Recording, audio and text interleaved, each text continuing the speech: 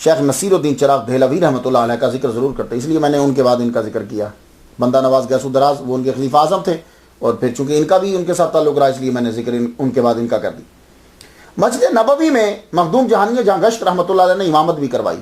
اب وہ کیسے ہوئی؟ امامت کے لیے ہوتا ہے کہ لوگوں کو قابلیت کا اظہار ہو، پتہ چلے تو مسلح امامت پہ کھڑا کرتے ہیں۔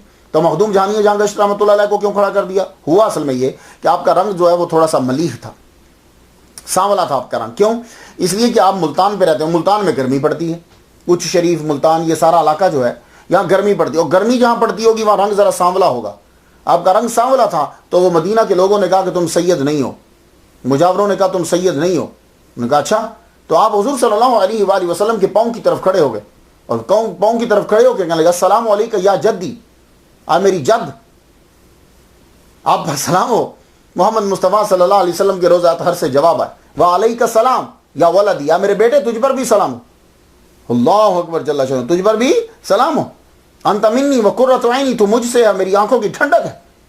اور اس وقت وہاں جب آپ نے یہ جملہ بولا تو شیخ بدر الدین یمنی رحمۃ اللہ علیہ بھی موجود تھے، اور مجاوروں نے بھی اس جملے کو سنا۔ مجاور تو کھڑے ہوئے، ہاتھ چومنے لگے، سید زادہ سید زادہ، آپ کے نسب کی تصدیق ہو گئی۔ تو سب نے کہا حضور آپ امامت کرائیے۔ تو مخدوم جہانیہ جہاں گشت رحمۃ اللہ علیہ نے مسجد نبوی میں امامت کرائی۔ ایسے پیر ہوتے ہیں، یہ صوفی ہوتے ہیں۔ آپ پتہ نہیں کن صوفیوں کو دیکھ کر صوفیہ پر اعتراض کرتے ہیں۔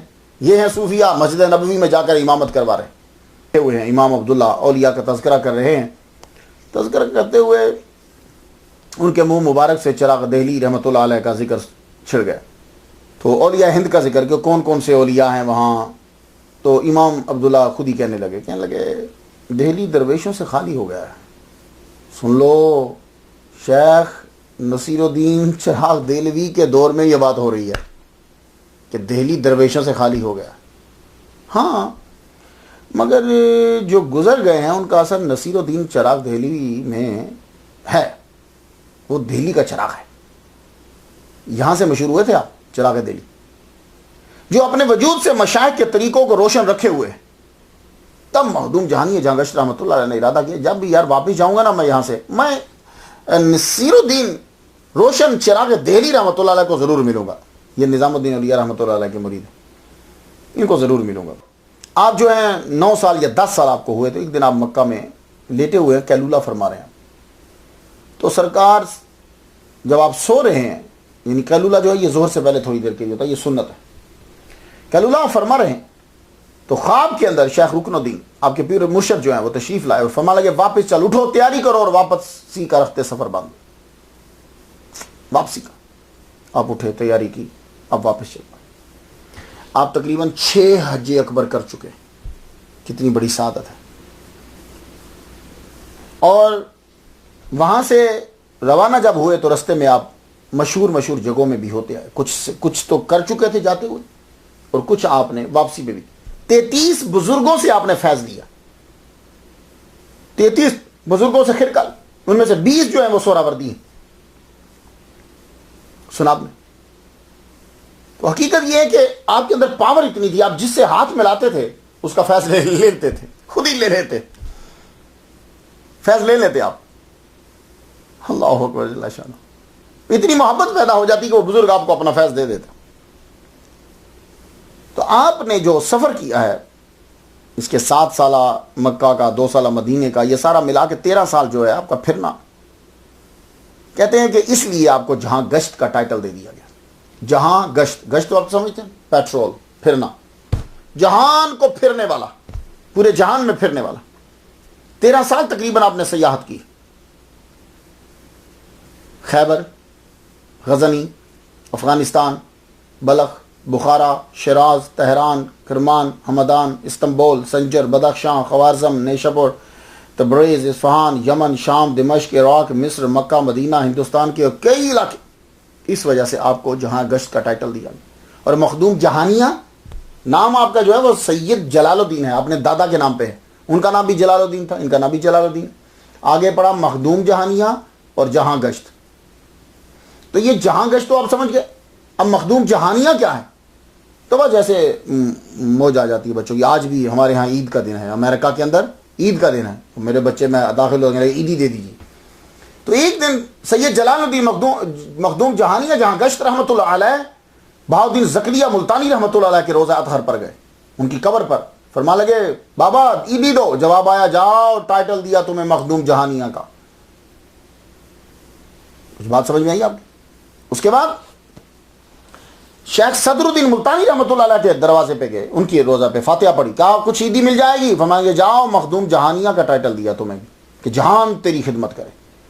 پھر آپ اپنے پیر و مرشد شیخ رکن الدین ملتانی رحمۃ اللہ علیہ کے دروازے پہ آئے، ان کی قبر پہ، کہا حضور کچھ عیدی دیجئے مجھے، کہا وہی عیدی ہے، جاؤ مخدوم جہانیہ تجھے یہ ٹائٹل دیا جاتا ہے۔ تو جب آپ باہر نکلے سلام اور فاتح پڑھ کر باہر نکلے تو باہر کے لوگ کہنے لگے مخدوم جہانیہ مخدوم جہانیہ مخدوم جہانیہ۔ تو آپ کچھ سمجھ آ گئی آپ کو؟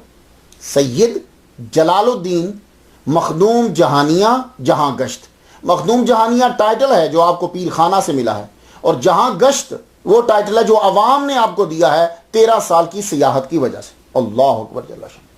آپ جب واپس تشریف لائے تو آپ کو چراغ دہلی نصیر الدین چراغ رحمۃ اللہ علیہ ان سے ملنے کا بڑا شوق تھا۔